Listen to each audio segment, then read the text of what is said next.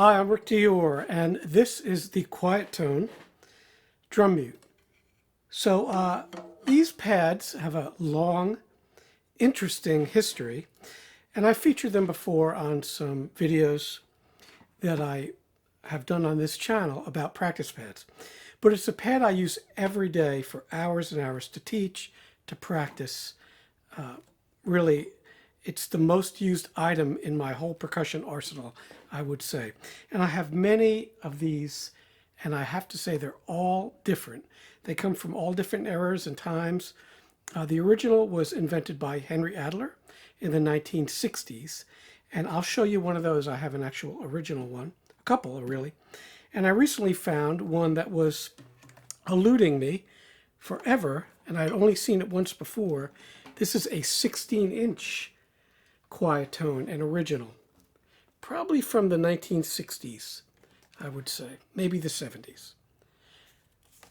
I'm pretty well versed in these things since I've owned them since the 1970s. So there's a lot to know about this pad. Now you might want to ask me, as some of you probably will, is this my favorite practice pad? No, it's not. That honor goes to the Ludwig pad here, and I featured these. These are the metal tunable pads, and this is the 10-inch version. I'll raise it up here.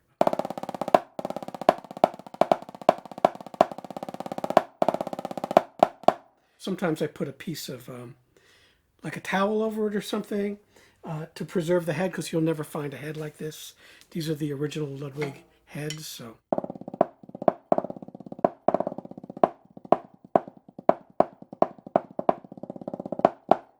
But it just feels so good and so great. But the quiet tones are close, especially the 10-inch, which I'll show you here in a minute.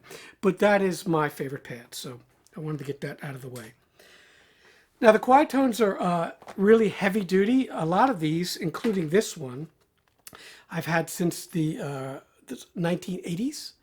And I got several of these from my friend Barry Greenspan from Drummers World. There was a guy, I believe from Freehold, New Jersey, who came in. I think he bought the company from Henry Adler, not positive. But he would bring them into Barry, and Barry would sell them back then for probably around $30, I think. So I would buy them. I'd have them in my apartment. I'd bring them to the college, Manhattan School of Music. Had one there. I'd had them all over the place. And now I probably have a couple dozen of these things over the years. Now, probably in the 1990s sometime, I think Sabian bought the product and the patent and everything. And they started making these. And this is a first generation Sabian pad.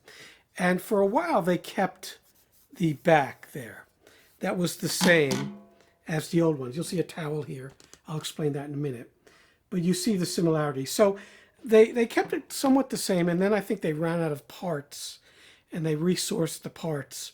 And that's when we got into trouble. Okay, but they do sound a lot different. They feel different than the originals.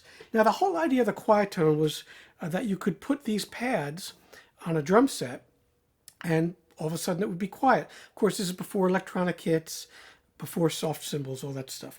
And, you know, we're talking the 1960s, right? So you would be able to get the snare tone much quieter .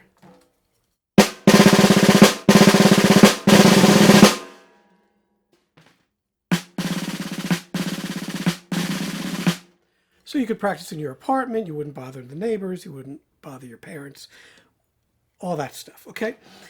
And it was incredibly effective. So the vibration would go through these, and this is, again, I'm going to explain all this stuff here in a minute.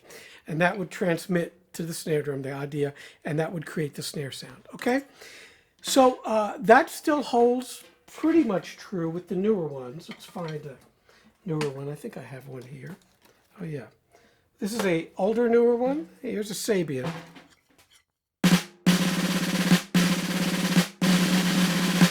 And again, this is a Sabian with the original parts. I don't have the most recent Sabian, but I've certainly heard them because my students buy them and then they bring them in. And we'll talk about that too in a minute. But the quality of those goes up, it goes down, it goes up, it goes down. It's sort of potluck there. One thing I will say, do not buy the version with the mesh head. Please don't. It's terrible. Buy the one with the real head. I think it's called the Classic. the Quietone Classic, okay? So this is going to be a 14-inch. If you want the best snare response, use a 14-inch one. But that was the whole idea. It would pass through those feet into the snare and would cut your volume probably down by, 3/4. So instead of being 100 decibels, it would be around 60, 70 decibels. All right, so the sizes they originally came in were 16, I believe 13, 12, 14, of course, we already went over that, and 10. That's what I think. I have never seen the 13, but someone did tell me that they made a 13, but I've not seen one. This is the really rare 12. Again, this was made for a tom-tom, not a snare drum. Even says on it, tom-tom. We'll see if we can get a little close-up of that. And this was some sort of cardboard. Originally, I thought it was asbestos, but I don't think so. This one's pretty worn out. And the tom-tom ones, the heads weren't coated. And you see this right here. There's actually a head under this one. This is the way I got it. I found this in a pawn shop in New York in the mid-'80s. And they had more. I should have bought more, but I didn't have any money then. But this is a 12, and it's fine. It's a little bit looser than the 14.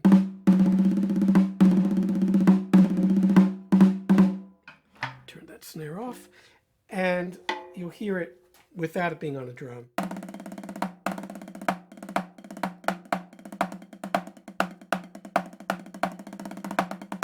Still great, but a little bit looser. And in a minute, I'm going to show you how to fix one. So that'll be this is going to be a long video, but that'll be a little bit of a chore, as you'll see. Okay, so there was a 12, and again, I said most recently I found this 16, which has the same backing. And that obviously was for 16-inch floor tom. But it sounds tremendous, so...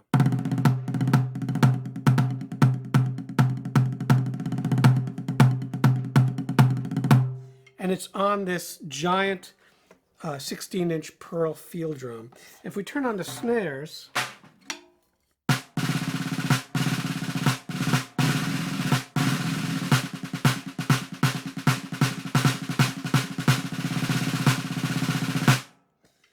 so I recently found this. I've been looking for one forever. And I was so pleased because I wanted to make sure the head was tight, and it is. Pretty amazing. All right, so that's a 16. So originally these came with these springs that you would attach to the lugs or here, and they strap onto the snare. That's a very poor kind of design. You can still get those springs on Amazon. I'll put a link up here, and I've used those. But a better solution are these really small bungees that you can buy from Harbor Freight, okay? And you just basically can hook it on to the drum there and run it around the basket and around the lug there. And that holds it really well so it doesn't bounce around. And they're the perfect length. For a field drum, something deeper, you're going to want to get these colored ones. They stretch a lot more, as you see there, okay? Where the black ones, hardly any. You really got it. So you got to be careful. Make sure you wear safety glasses when you put these on. You don't want to go blind. One thing you can remember or you can note that helps with this are these little caps that you can buy. I'll put a link here. And what you want to do is take them, and you see where this is a bare metal piece there. You could take the thinnest one. Let's see, here it is. And you could put it on there. And what it does is it will cushion it on the rim. And God forbid you poke yourself in the eye, it won't be as damaging, I think.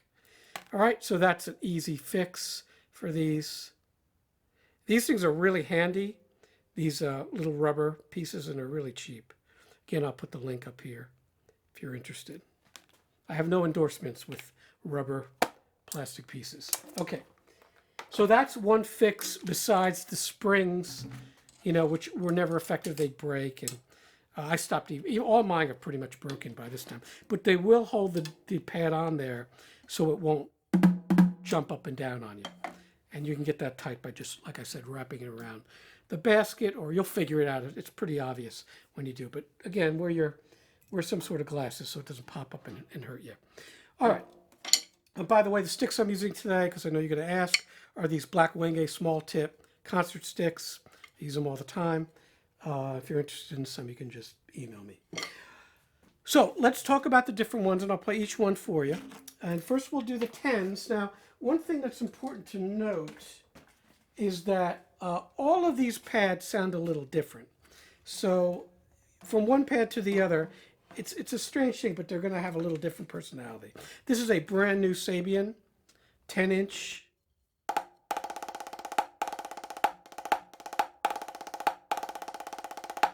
Very nice, you know, it'd be good for marching band stuff. It's not super pleasant to play on like this one, which is basically magic, but it's still good. Good rebound and all that stuff, all right? So that's the 10, and I use this a lot for testing stick pitch. It's great for that. I don't normally practice on this 10. And then we have the 12. We played this already for you. You probably won't be able to find one of these. That's a good feeling pad if you can find that. All right. The 14, and this is a Sabian version, is pretty much what you want. Now that's a Sabian 14, and I'll play you an original 14. You'll hear the difference.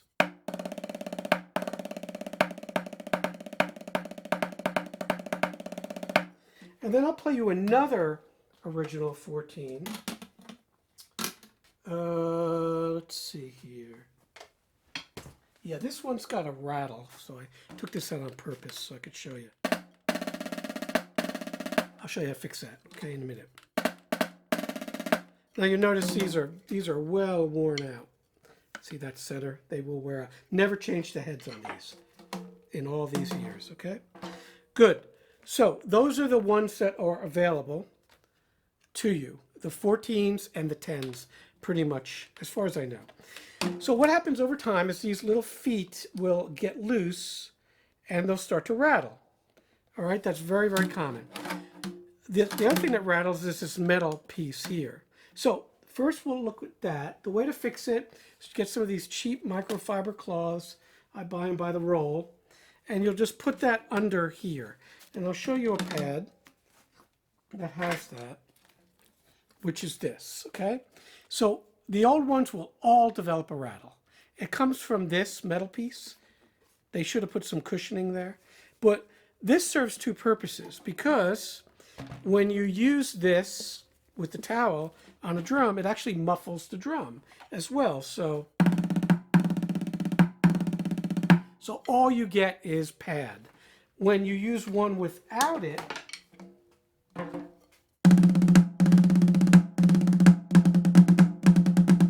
it's louder, right? Because you get the tom, so it's not muffling the drum. So that's one thing you might want to do. The other option is to just take a towel and put it on there, and you're good to go. Now again, that's the Sabian version. I'm not super happy with that, but this is the original.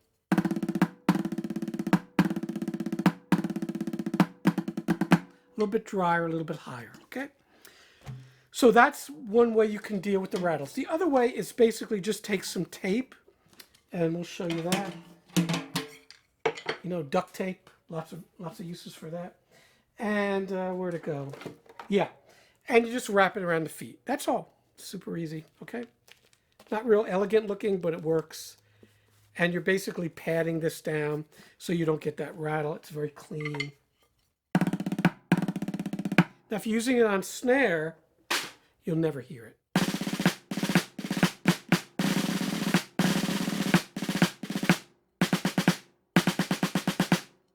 Okay, so don't worry if you're using it on snare, but on tom, you will hear it and it'll drive you nuts. So let's look at a dead one. A dead quiettone, super common. So a lot of times people, mostly my students, you know, because they see these, they love them, they want to buy one, they're always looking online, and they'll find one. And there was one recently. Here's another 10 by, oh, before we go on, let me show you something. Just remembered. So I will show you the difference in sound between two tens. Here's 110. Tightened all the way. This is what I call Sabian's bad period, okay, with these pads. And you can tell because the logo's different. Try to do a close-up of that. And this is better. This is newer. So I'll show you the difference. This is the old one, their bad period.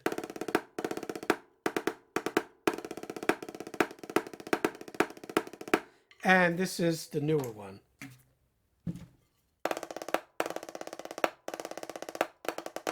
So it sounds better and it feels better. It's not as dead. And they're using these Aquarian heads. I don't know if that has anything to do with it. I'm not sure what kind of head this is, so could still be an Aquarian. All right, but they changed what's in there. So it's a good example of the difference in quality of the parts they were using. Oh, you'll also notice that the old one used the same exact thing, right? So that's probably right a couple years after the changeover. So they still had these parts, but not what was in there. And then they redesigned it, and then now they have this. You see how the feet are different. And it's better. It's a lot better. But you don't get the snare sound as much, especially with a 10-inch. So something to think about. All right? So how do you tell what's really old? Really old, original, is white. Okay? And I'll show you the 12. Asbestos looking, scary. Then the ones that were made in the 80s have the black like that. And it'll say quiet tone, drum mute, there's a patent, and it'll give, the address was 12 Vine Street, Freehold, New Jersey. Sorry for whoever lives there now. Okay, but that's where they were distributed out of for probably at least 10 years. So that's an 80s pad. And then later on, we got this kind of Sabian version. All right. Sorry, I got off track there. So let's talk about a dead one. And we'll find it here. Okay, so here's a first generation Sabian. Still got the black. And it's got that, again, quiet tone by Sabian logo, the bad logo. That's how you know. Yuck. All right. I'm going to show you how to fix that, okay, so it's not so dead. And what happened eventually to all of the original Sabians, quiet tones, this is a sort of, I think this is probably a 70s quiet tone. It's completely dead. So I'll let you hear that. It's like playing on a pillow. So I've never attempted this, but I'm going to attempt to fix this one today. Okay, I've fixed others for students, but this one is, I got this online, and it actually said something like defective, so I got it for nothing, basically, and I'm going to try to fix it. So, but it's like playing on a pillow. No spring, nothing left. Original head, that's in good shape. Original frame. The feet are in great shape, so I could always thought I could use it for parts, but let's see if I could fix it. So that's what we'll do next, right? So if you buy one of these used online, like this, a really old one, the first question you want to ask is, does it bounce? You might want to ask for a video. You can tell because if the person, well, if they can play, they look like they're working.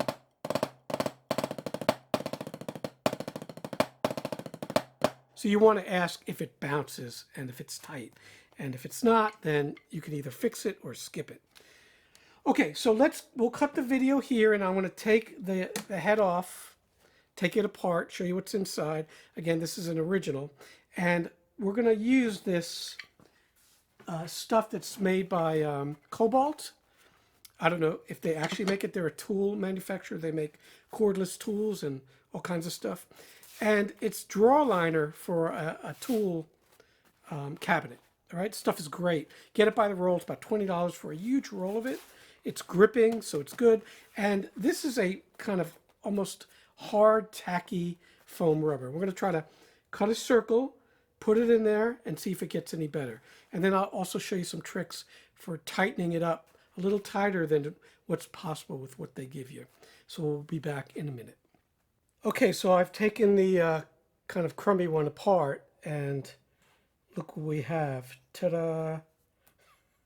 Some sort of weird, hopefully not dangerous foam that looks like what I'm about to put on there with a piece of plastic on top of it. And then we have some old drum heads that it looks like someone tried to save this thing.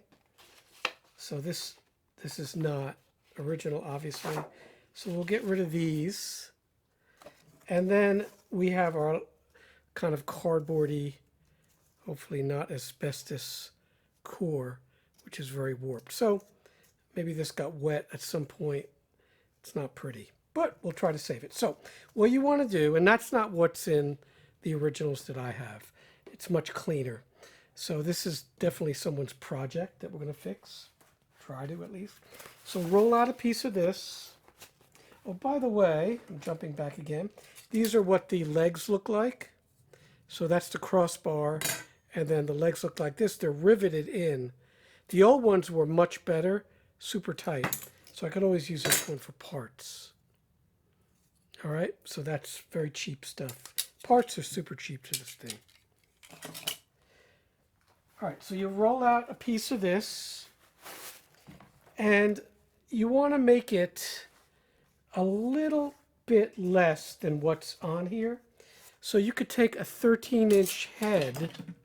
Let's see here. Actually, I believe that's a 14. So let's take a 12. Yeah, you want it to be able to fold over a little, so you want a little bit of a smaller size there. The original bottom is around a 13, okay? And all you're going to do is trace it on there with, use a highlighter. I like to use a silver highlighter Sharpie. Doesn't need to be a work of art.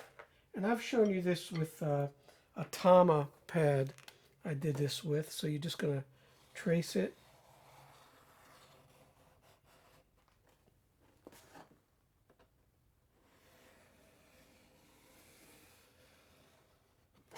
All right, and then you'll get that. And then you'll just cut it with a good set of shears. And again, this stuff is really cheap, so you don't have to worry about it, costing you a lot. Remember, no one's ever going to see this. It's just going to be under everything. And we'll finish it out. Okay, so that's what we got. All right. So let's try one and see how it's feeling. So I think the best thing to do is put one there and then do that. So what we're going to do is we're going to cut another circle, because I feel like that may not be enough, and might as well, while it's off, just do it.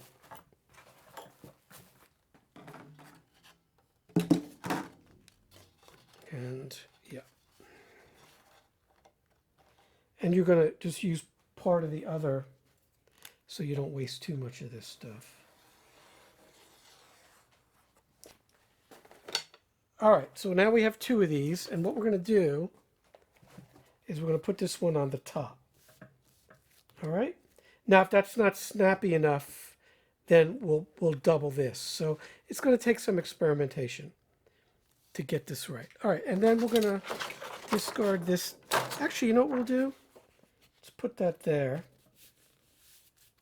Oh yeah, that's totally worn out. No, we can't use that. All right. And I can show you how this works now. So that's the original head. To me, this looks like a Remo head.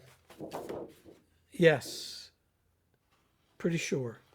Okay, just a regular old Remo. Doesn't say on here. So that's what happens, okay? And we're going to see how that feels. Obviously, it's impossible until we tighten it down, but much better already. Okay, and then we're going to do that. Now, what you got to do is turn it over And that's what you got. So you'll line them up like that. Okay. Now the only tricky part is you're going to have to put it on the edge here to start it. Now one thing I did want to talk about, let's see if I still have them here. The washers, plastic ones, there's black ones. I like the plastic ones. You can actually compress them. So we'll break these open, the black ones. And these are super cheap. You can also use lock washers that compress, that keep it from coming loose. But these are great, the plastic ones. All right, so what we're going to do, and we'll use the metal ones too, and then we'll use a plastic one under it, and we'll drive this through. Now, if it's giving you trouble, bend it back like that. Okay, but then you don't get the, what you want is torque. So if it's bent up like a U, you get more torque. That's the trick. So once you get a couple in there, it's easy, but that's the hard part. Now it's got these lock nuts here. They don't have any plastic in them like normal lock nuts, so you might want to replace that too. So you can get it even tighter, okay?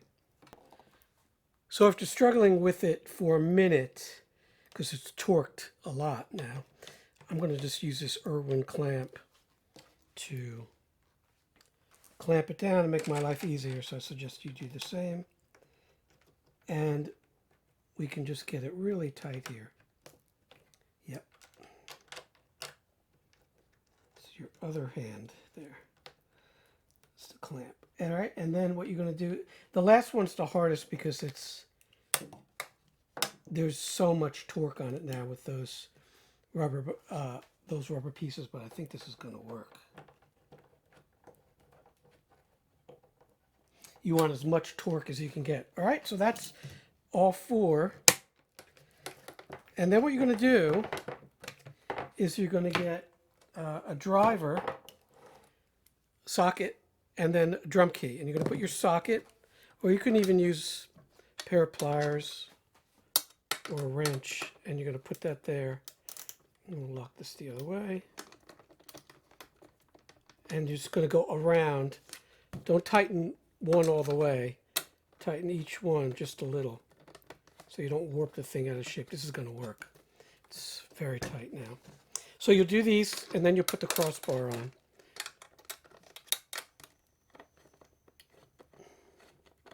Oh yeah. Before, basically, it was not going anywhere. And now it's moving. You feel it. Awesome. Okay, and then we take our crossbar, and that goes across like that, and it should be easier now. The washers make a huge difference. And again, you can use your clamp. So this one, and what I would suggest, if you can't get it on, is tightening it down more. We'll use the clamp for now. But tightening it down more on the sides there. No matter what you do, it's going to be a little bit of a chore to get this to go on there. But once it's on, it's not going anywhere. And you're going to really clamp it like that. So hopefully you can see how tight that is. All right, don't be afraid. Everything here compresses. That's the magic word with this thing. You're compressing these materials. So when you play it, it's super tight. And if this works, this would be a fix for the new Sabian, and even the old ones especially. Not the new ones, but the old ones that are crappy. I think that all the ones that I don't have them all here, but somewhere at the college. Yep, that worked. This would be a good fix for all of those. See how that pops up a lot? And you're going to do the same thing here. Just clamp it down. And this last one is going to want to almost go at an angle because this crossbar and these old ones aren't really long enough. Yeah. And especially because we're bending it now. So the last one is going to fight you. But you'll get it. All right, so what I did is I got a longer tension rod, and that works. So I'm just going to screw it in here. And then I'll cut it with a Dremel tool. So you see what's going on here? Probably could have used a shorter one, but all right, because it's at an angle. It's actually screwing in to the actual piece there. So it'll hold. And then, like I said, I'll use a Dremel tool.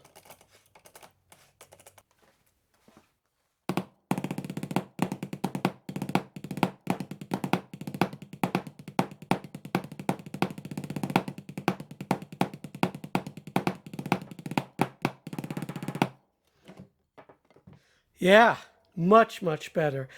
The only other thing that I would suggest is these nuts with the bottoms. Get rid of those and just use lock nuts. In other words, they have the plastic in them and you go right through them. You can tighten it even more. But it worked, so it's much more responsive.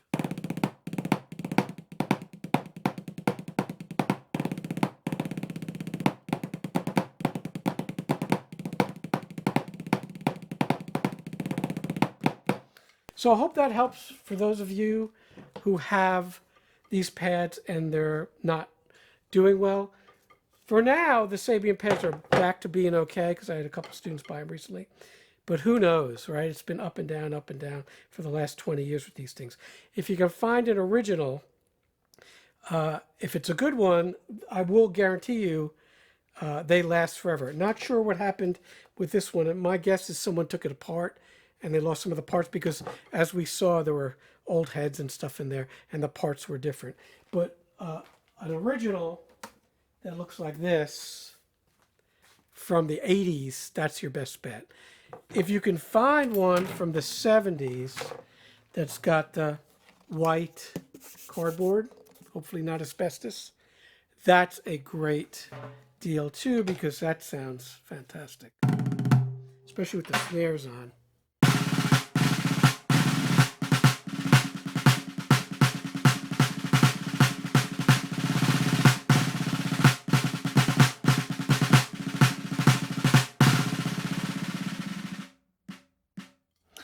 Okay, extremely sensitive. All right, so we'll see you next time.